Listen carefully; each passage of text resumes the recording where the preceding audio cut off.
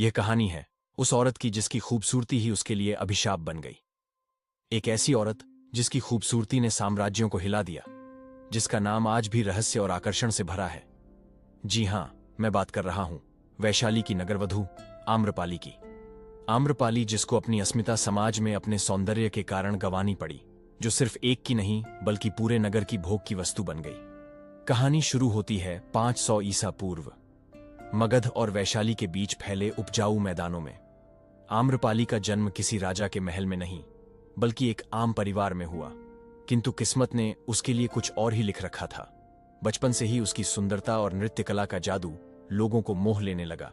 कहते हैं कि वह इतनी सुंदर थी, जो भी उसे एक बार देख ले वह उस पर मुग्ध हो जाता। धीरे धीरे उसकी प्रसिद्धि इतनी फैल गई कि वैशाली की जनता ने उसे नगरवधू घोषित कर दिया, यानी वह स्त्री जो नगर की शोभा और गौरव मानी जाती थी। लेकिन नगरवधू होना कोई आसान बात नहीं थी। इसका मतलब था कि वह किसी एक पुरुष की पत्नी नहीं बन सकती थी। हर अमीर और ताकतवर पुरुष उसे पाना चाहता था।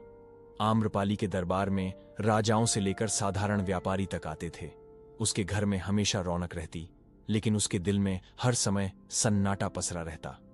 आम्रपाली चाहती थी सच्चा प्रेम, लेकिन उसकी स्थिति ने उसे समाज की जंजीरों में बांध दिया था।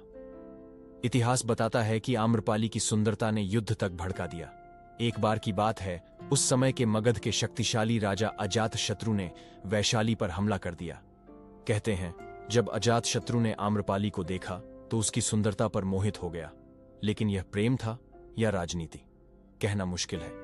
मगर आम्रपाली को समझ आ गया था कि राजाओं का प्यार केवल सत्ता का खेल मात्र है, उसमें वास्तविकता तनिक भी नहीं है। लेकिन आम्रपाली की कहानी यहीं समाप्त नहीं होती है।